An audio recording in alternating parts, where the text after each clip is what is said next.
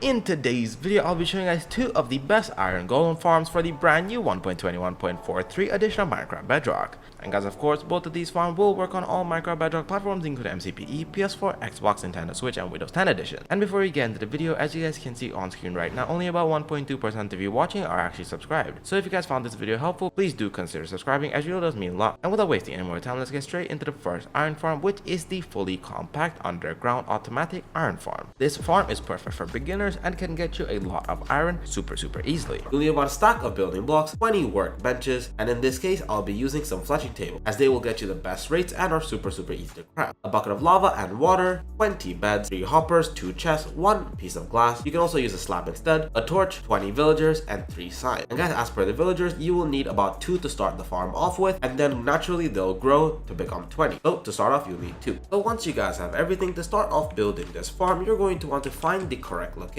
So to do that, you're going to want to make sure that the location you choose is at least 150 blocks away from any other villages in any direction. So just look around and make sure there's no other villages nearby. And guys, if you have other structures that have villagers and beds in them, those count as villages. So make sure to build this far away from any villagers of any kind. So once the area is all good, make your way down to the floor and you're going to want to dig out a 5 by 5 and you're going to want to make it 9 blocks deep. So at the end, you should have a hole that's 5 by 5 by 9.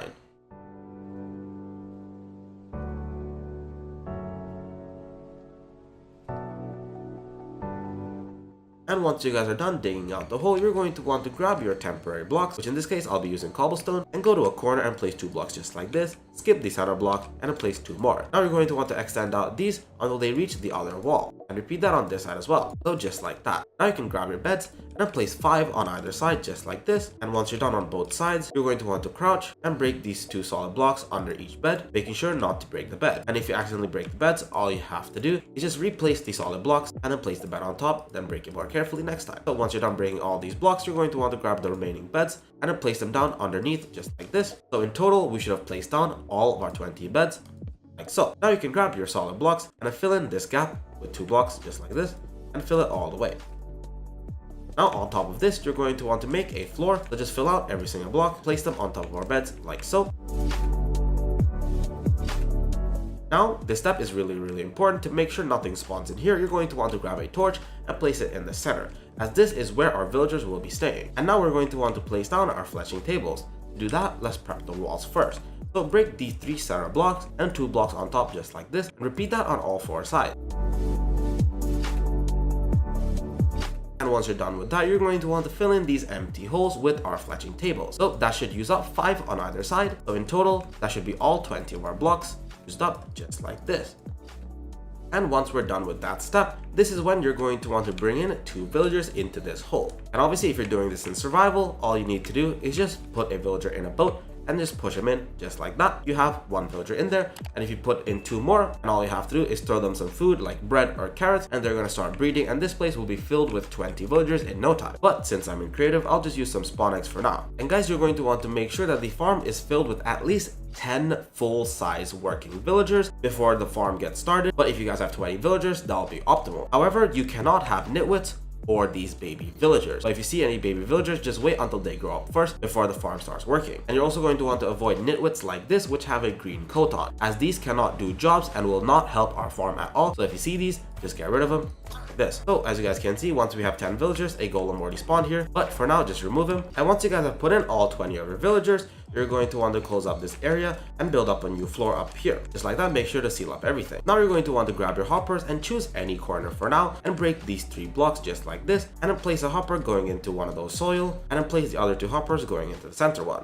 Now on the opposite corner, you're going to want to place down a solid block, and on top of that, you can place down our water, and the water should flow like this. Now you're going to want to grab our signs, place 1 right here, 1 right here, and finally 1 down here. Then grab your lava bucket and place it in this block. So as you guys can see, our signs should stop the lava from flowing out. And if you have any cats in the farm, they'll get killed by the lava just like that. Now to collect our loot, make your way to the corner with the lava, skip this 1 block, and dig down by about 4 blocks. And if you break this block, you should see the point of our hopper. And in here, you can place our double chest like this. And to be able to open the chest, you're going to want to break this block and replace it with a slab or a glass block like this. So as you guys can see, the chest is openable. And that is the farm complete. So now all you guys have to do is wait for a bit, and the iron golem should start spawning up here and get automatically killed by our killing chamber, and the loot should be collected. And if you guys want some improved rates, all you have to do is spawn proof an area about 10 by 10 on either side of our farm. So if you guys built it on dirt, you can do it by just right clicking using a shovel like this and turning the grass blocks into these path blocks, which do not allow mobs to spawn on them. So you're going to want to do this for about 10 blocks on all directions of the farm. But if you did it on sand blocks or any other kind of blocks, you can use leaf or slabs to just cover the area like this, and mobs won't spawn on these either, or you can cover them up in leaf, something like this. And guys, if you see no golems spawning, they might be spawning in caves nearby, so just make sure there's no other caves within a 15 block radius of our farm. So as you guys can see, this is fine, there's no other caves here.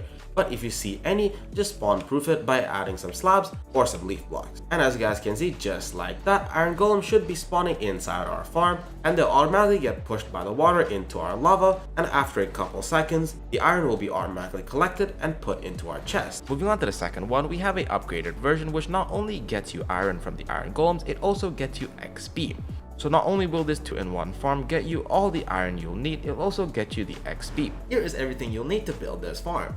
And guys, here are a couple notes. And guys, for the beds shown in the material list, you'll need at least 20 beds. And also for the fletching tables, you can get any workbenches of your choice, but fletching tables are the best as they give the highest iron golem spawn rate.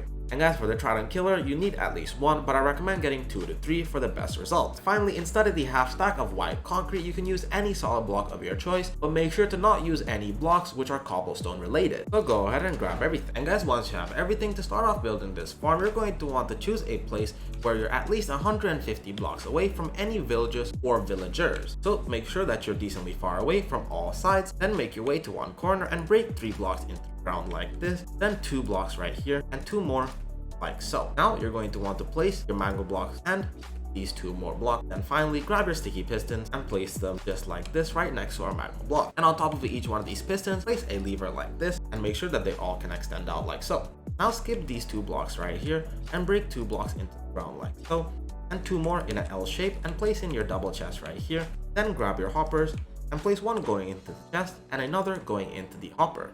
On top of the 2 hoppers, place your wall blocks like this. Now place 4 of our glass blocks like this and 3 more on either side, then place 1 more next to the walls as well. Now add 1 more layer to it all the way around just like this, but make sure to leave an empty block right there. Then make another layer going all the way around, so we should have a 3 block high wall. Now over the remaining solid block, skip this block right here and place 2 of our glass panes up there, then break this block right here and replace it with one of our dispensers. Then go to the outside and while crouching, place a button on the dispenser. Now grab some more glass blocks and place them like this to fill in the wall, but make sure to leave a 1 block gap right there. Now you can go ahead and place a water bucket right underneath our dispenser. And to make sure that the water flows correctly, go ahead and extend out all of our pistons. And if you did everything correctly, the water should flow down until our 2 walls right here. Now grab your glass blocks and place 4 of them right here. Then you're going to want to grab some of your solid blocks and place 2 just like so. Now you can grab your trapdoors and place them on top of our walls like this, and when they open up, it should look like that. Then place 2 more up here, and when these open, they should fall down like so. Now for the final bit of redstone we need to do, place a 2x2 glass blocks and 1 more block right there. Then grab your redstone, place 2 on our solid block, 1 more right here. Now place our comparator like so, then the remaining pieces of redstone dust right there. And finally grab your lever and place it right here. Then you're going to want to change the comparator into subtract mode. To do that, right click it so that the front dot is on. And now when you turn it on like that, we should have a super fast redstone clock. And our trapdoor should be opening and closing very quickly. So turn it off for now. And now that we're here, you're going to want to grab your tridents and shoot them into the center of these top trapdoors. And once you're done, open them up so they fall down to the bottom ones and close it. And when you turn on the super fast redstone clock, we should have a Trident Killer. Now you're going to want to make it to this side of the farm and then break these 4 blocks right here and make them 3 blocks deep in total. Now go ahead and make this 5 blocks wide in total. Now once you've dug out the hole, grab some temporary blocks and place in 2 blocks like this from the side, and once you're done, go ahead and place down 5 beds on top, then break these bottom blocks and place in the remaining 5 beds, then get on these other beds and repeat the same thing on the other side as well. And guys, to break the bottom blocks, you might need to dig yourself a small channel right here. But once you broke the bottom blocks, just go ahead and place the last 5 beds. Then just fill in this area and make your way out of this little hole. And once you're done with all the beds, go ahead and cover up this hole. And now you're going to want to grab your 20 workbenches and go ahead and place 6 like this. Place 6 more on the other side as well. And once you've done that, on the remaining side, go ahead and place down our last 8 workbenches. Now get some more glass blocks and fill in the wall all the way around. And once you're done making the wall, this is where our villagers are gonna stay. So make sure to place some torches right here to prevent any mobs from spawning here. Once you've done that, you're going to want to bring in at least 2 villagers from the nearest village. And as you guys can see, they should convert over into the fletching jobs just like that. And from here, you can just give them some food and they'll eventually breed up to 20 villagers. But for now, I'm just gonna spawn them in. And guys, once you have all your villagers, make sure to avoid these green suited villagers as they don't work. So to get the best rates, you're going to want to make sure all of your villagers have a job. But once you're satisfied with the amount of villagers, go ahead and fill in the floor with our solid blocks. As you guys can see, we already got some cats spawning, which means that the iron golem should also spawn soon. You're going to want to replace these glass blocks with our solid blocks as well, so that the iron golems can spawn on them, just like this. Now you can grab your remaining glass block and make a 3-block high wall all the way around. And now for some of the final steps, all you're going to want to do is grab your signs and place 2 right here, and while crouching, place 2 more, as this should allow the iron golem to quickly fall into our hole. Then grab your water buckets and place 4 of them along this line. And lastly, you're going to want to place 1 more right here. And as you guys can see, if you did everything correctly, all of the water should be flowing into our hole. And that should be all the construction complete. And now to get this farm to work, you'll need to make some of these potions of infestation. And to make those, you will need some stone blocks, some gunpowder, some nether warts, some blaze rods, some empty water bottles, and a brewing stand. You're going to want to dig a 2x2 into the hole like this, and then place 2 water buckets on opposing corners like that to make an infinite water source. Now go ahead and place down your brewing stand and just get yourself some water bottles as well. Then open the brewing stand and place in your 3 water bottles. Then into that, you're going to want to first place in some blaze powder and some nether warts. And once that's done brewing, you should get some awkward potions. So the next step, you're going to want to place in some stone blocks.